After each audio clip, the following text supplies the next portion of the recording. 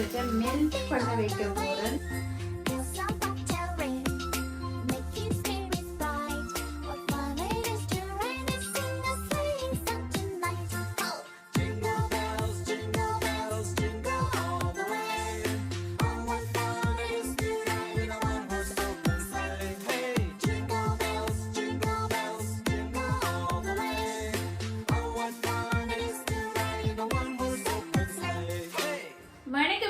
UK Tamil விளக்கில இருந்து நீங்க எல்லாரும் சூப்பரா இருப்பீங்க நம்புறேன். ஸோ நானும் வந்து நல்லா சூப்பரா இருக்கிறேன். இன்னைக்கு பாத்தீங்கன்னு சொன்னா கிறிஸ்துமஸுக்குரிய சாக்லேட் கேக் வந்து நல்ல யமியாக இருக்கக்கூடியது செய்து காட்ட போறேன். அத்துடன் இந்த கேக்கு குழந்தைகளுக்கு மிக மிக பிடித்த ஒரு கேக்குன்னு சொல்லலாம். ஸோ அத்துடன் பார்த்தீங்கன்னு சொன்னால் இந்த இன்க்ரீடியன்ட்ஸ் எல்லாமே நார்மலாக சூப்பர் மார்க்கெட் வழியாக எடுக்கக்கூடிய பொருளை தான் செய்ய போகிறேன். ஈஸியாகவும் குயிக்காயும் உடனுமே செய்யக்கூடியது இந்த கேக்கு. ஸோ எப்படி செய்கிற என்ன மாதிரி செய்கிறேன்னு சொல்லி காணொலிக்க போய் பார்க்குறதுக்கு முதல் என் சேனல் யாராவது புதுசாக பார்க்குற நீங்களே இருந்தால் பெல் ஐக்கானை ப்ரெஸ் பண்ணி ஒரு சப்ஸ்கிரைப் கொடுத்துக்கொள்ளுங்க. அத்துடன் உங்களோட ஃப்ரெண்ட்ஸ் அண்ட் ஃபேமிலிக்கு ஷேர் பண்ணிக்கொள்ளுங்க. ஸோ இப்போ காணொலிக்க போய் பார்த்துக்கொள்ளுவோம் எப்படி இந்த சாக்லேட் கேக்கு இருக்க போகுது. இப்போ முதல்ல கேக்கு செய்யறதுக்கு இப்படி ஒரு பாத்திரம் எடுத்து வச்சிருக்கிறேன். ஸோ இந்த போலுக்கு வந்து 4 முட்டை வந்து உடைச்சு போட்டுக்கொள்ள போறேன்.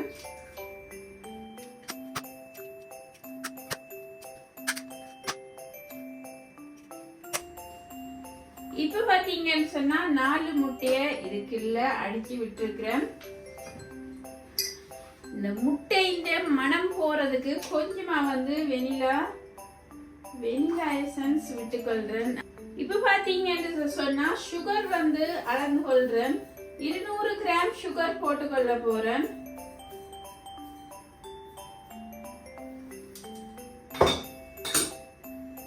இப்ப வந்து இந்த முட்டையோட சுகரையும் போட்டுக்கொள்றேன். இந்த முட்டையும் சுகரையும் நல்லா வந்து இந்த விஸ்கால இப்படி நான் நல்லா பாத்தீங்கன்னு சொன்னா இப்படி விஸ்கால மிக்ஸ் பண்ணி கொள்றேன்.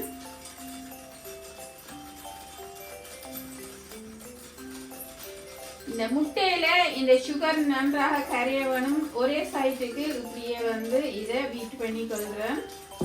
பட்டர் வந்து 200 மில்லி விட்டுக்கொள்றேன். நீங்க வெஜிடபிள் ஆயில் இல்லைன்னு சொன்னா சன்ஃபிளவர் ஆயில் கூடி 200 மில்லி விட்டுக்கொள்ளலாம். இதை வந்து மெல்ட் பண்ணிட்டு நான் இதுக்குள்ள விட்டுக்கொள்றேன் பட்டரை.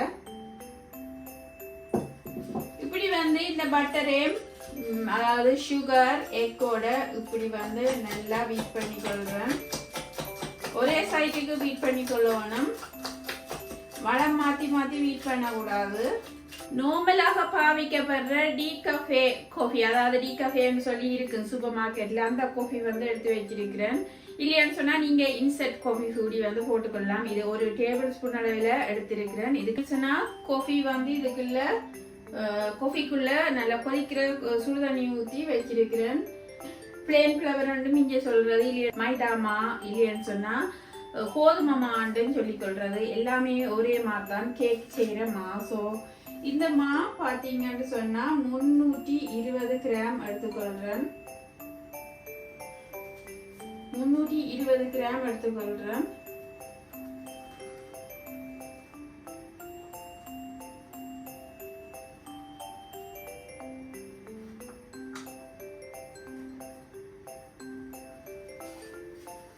கொக்கோ பவுடர் எடுத்துக்கொள்ள போறேன். கொக்கோ பவுடர் பாத்தீங்கன்னு சொன்னா கிட்டத்தட்ட ஒரு 50 கிராம் அளவில் எடுத்துக்கொள்றேன்.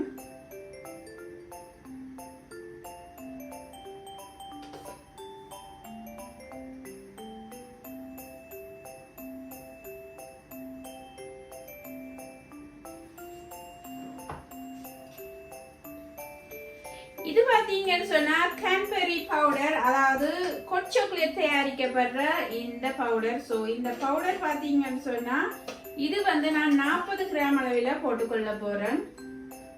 ஸோ நல்ல ஒரு ஃபிளேவராக இருக்கு. இந்த கேன்பெரி ஹாட் சாக்லேட் பவுடர் வந்து நான் போட்டுக்கொள்றேன்.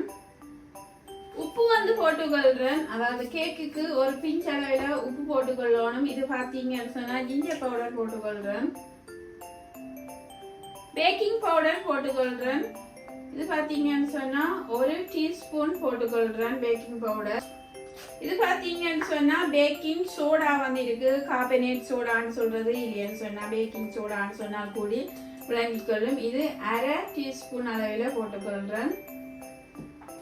இப்ப இவ்வளவு மாக்கலவையே அதாவது இதுல அரிச்சு இப்படி இந்த லிக்விடுக்குள்ள போட்டுக்கொள்றேன்.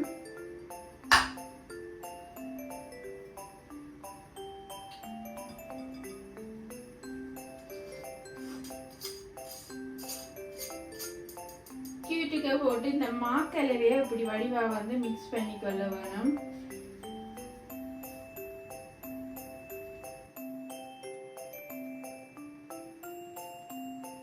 பாத்தீங்கன்னு சொன்னா மிக்ஸ் பண்ணி இப்படி வந்துடுது. இப்ப பாத்தீங்கன்னு சொன்னா இந்த காஃபி வச்சிருக்கிறேன் தானே, ஸோ இதை இப்படி மிக்ஸ் பண்ணிட்டு இதுக்குள்ள விட்டுக்கொள்ள போறேன். பாத்தீங்கன்னு சொன்னா தண்ணி போதாம தானே இருக்குது. ஸோ இந்த காஃபி மிக்ஸை இதுக்குள்ள விட்டுக்கொள்றேன்.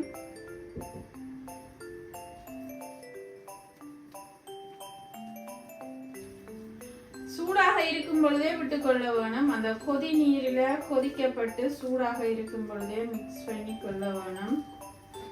இப்ப பாத்தீங்கன்னு சொன்னா பச்சையாக இருக்கிற பசும் பால் விட்டுக்கொள்றேன். 1 டேபிள் ஸ்பூன் 2 டேபிள் ஸ்பூன் விட்டுக்கொள்றேன் பசும் பால். இப்ப அதையும் போட்டு வடிவாக இப்படி மிக்ஸ் பண்ணி கொள்ள வேணும். இப்படி மிக்ஸ் பண்ணி கொண்டு வந்துட்டேன். பார்க்க உங்களுக்கு தெரியுது இப்படி இருக்கு. மடிப்பா விழுது பாத்தீங்கன்னு சொன்னா அப்படித்தான் அந்த கேக்கிட்ட டெக்ஸ்சர் இருக்க வேணும். ஸோ இந்த பேக்கிங் ட்ரேல தான் நான் கேக்கை செய்ய போறேன். ஸோ இப்போ இந்த பேக்கிங் ட்ரேக்கு பாத்தீங்கன்னு சொன்னா பட்டர் எடுத்து வடிவா ஸ்ப்ரெட் பண்ணி கொள்றேன்.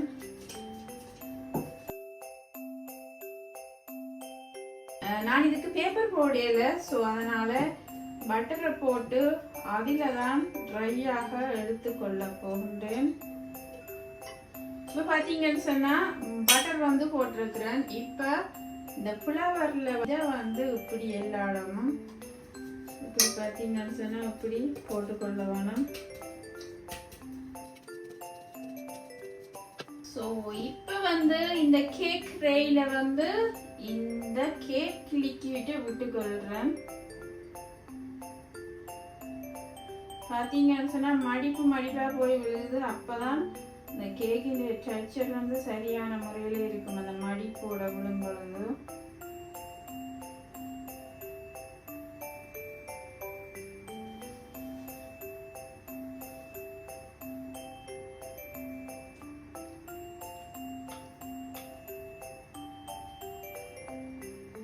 தனியாகவும் இல்லாமல் அதே மாதிரி திக்காகவும் இல்லாமல் இதே அளவில் செய்தீங்கன்னு சொன்னா சூப்பரான கேக்கு கொள்ளும்.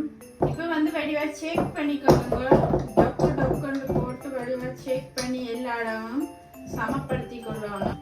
இப்படி செக் பண்ணும் பொழுது என்னன்னு சொன்னா பபிள்ஸ்கள் வேற அதிகம்னு சொன்னா பொங்கி அப்படி இப்படின்னு சொல்லி வேற தான் செக் பண்ண. இப்படி செக் பண்ணிட்டு வச்சோம்னு சொன்னா நல்லது. இப்போ பேக்கிங் ட்ரேக்கு இந்த கேக் லிக்விட்டை விட்டு 180 டிகிரி செல்சியஸ்ல அதாவது 40 நிமிடங்கள் வச்சு எடுத்துக்கொள்ள போறேன். அதாவது அவனை ஃப்ரீ ஹீட் பண்ணி ஆல்ரெடி வச்சிருக்கிறேன். ஸோ அதனால நான் 40 நிமிடங்களுக்கு பிறகு 40 நிமிடங்கள் போட்டுக்கொள்ள போறேன். பாத்தீங்கன்னு சொன்னா 40 நிமிடம் இருக்கு. ஸோ அதுக்கு பிறகு எடுத்து பார்த்துக்கொள்வோம். இப்போ நான் எடுத்த கேக்கை பாத்தீங்கன்னு சொன்னா இப்படி வச்சிருக்கிறேன். பார்க்கவே உங்களுக்கு தெரியுது. ஸோ இந்த கேக்கு ஒரு டூத் ஸ்டிக்கு இல்லைன்னு சொன்னா ஏதாவது ஒரு ஸ்பூன் இல்ல போக்கால இப்படி குத்தி பார்த்து கொள்ளுங்க. ஸோ இப்படி ஒட்டாத தன்மை அது பெர்ஃபெக்ட் ஆனது. ஸோ இப்போ நான் இந்த கேக்கை மற்ற பக்கமாக போட்டுக்கொள்ளுறேன்.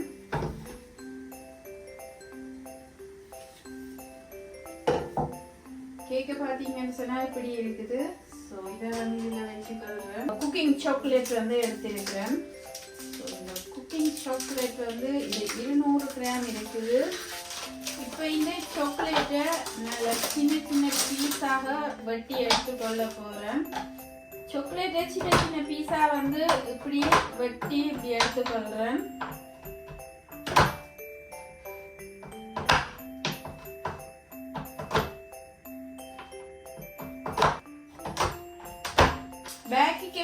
சாக்லேட்டை போட்டுக்கொள்கிறேன். அதாவது ஐசிங் போடப்படுற பேக்குக்கு இந்த சாக்லேட்டை போட்டுக்கொள்கிறேன்.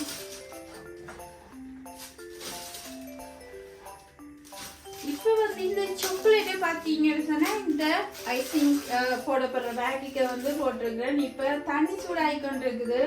இதில் ஒரு கிளாஸ் வச்சிருக்கிறேன். ஸோ இதுக்குள்ள வந்து இந்த சாக்லேட்டை மெல்ட் பண்ண வைக்க போகிறேன். ஸோ இது மெல்ட் பண்ணினதுக்கு அப்புறமா தான் எடுத்து இதுக்கு மேலே வந்து போட்டுக்கொள்ள போகிறேன். ஸோ இப்போ மெல்ட் பண்ணிக்கொள்வோம்.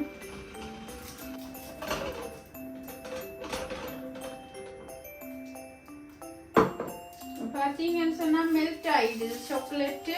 ஸோ இந்த சாக்லேட்டை இந்த கேக்கு மேலே போட்டுக்கொள்ள போகிறேன். இப்படி ஒரு வெட்டி கொள்ளுவோம். இப்படி வந்து எல்லா அளவும் அமர்த்தி விட்டு கொள்ளுங்க.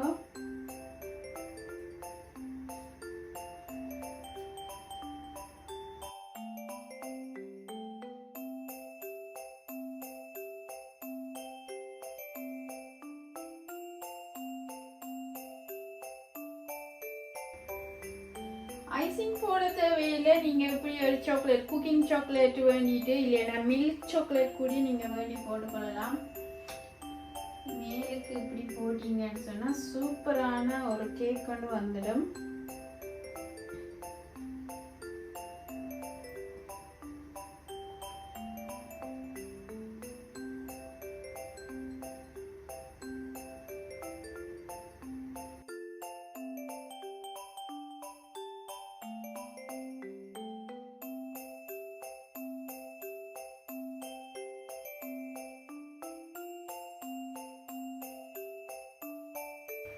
வால்நட்ஸை இப்படி வந்து சின்ன சின்ன வெட்டி வச்சிருந்தேன். ஸோ அதை வந்து இப்படி மேலுக்கு போட்டு கலக்கிறேன்.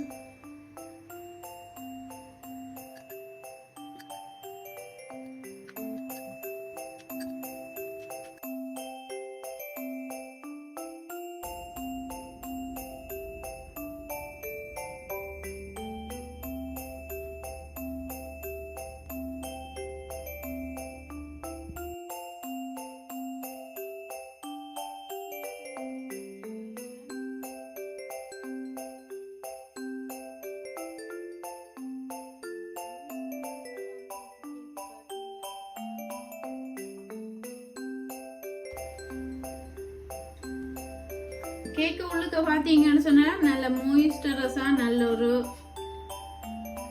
பார்க்குறதுக்கு பார்த்தீங்கன்னு சொன்னால் இப்படி இருக்குன்னு சூப்பராக இருக்குது.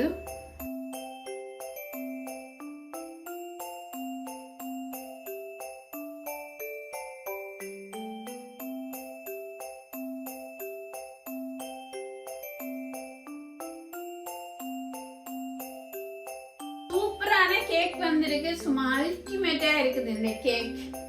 ஸோ சிம்பிளாகவும் குயிக்காகவும் செய்யக்கூடியது. ஒரு பர்த்டே பார்ட்டி என்ன கூட நீங்கள் வந்து இப்படி வந்து ஐசிங்கை போட்டு அந்த கேக்கை செய்து கொள்ளலாம். ஸோ எப்படி செய்கிறேன் என்ன மாதிரி செய்கிறேன்னு சொல்லி வடிவாக வந்து பார்த்துக்கொள்ளுங்க. நீங்களும் வீட்டில் கிறிஸ்மஸுக்கு இப்படியான கேக்கை வந்து ட்ரை பண்ணிக்கொள்ளுங்க. ஏன்னு சொன்னால் சிம்பிளாக செய்யக்கூடிய கேக்கு, அதே நேரம் வந்து குறைவான இன்க்ரீடியன்ஸில் நட்ஸ் எல்லாம் போடப்பட்டு நல்ல ஒரு அல்டிமேட்டான சுவையில் இருக்கக்கூடிய கேக்கு. அதே மாதிரி இந்த கேக் ரெசிபி உங்களோட ஃப்ரெண்ட்ஸ் அண்ட் ஃபேமிலிக்கு ஷேர் பண்ணிக்கொள்ளுங்க. எப்படி இருக்கு என்ன மாதிரி இருக்குன்னு கமெண்ட் பாக்ஸுக்கு கமெண்ட் போட்டுக்கொள்ளுங்க. அதே மாதிரி பெல் ஐக்கானை ப்ரெஸ் பண்ணி ஒரு சப்ஸ்கிரைப் பண்ண கொடுத்துக்கொள்ளுங்க. இன்னும் ஒரு சூப்பரான ரெசிபியோட நான் உங்களை சந்திக்கிறேன். நன்றி, வணக்கம், பாய்.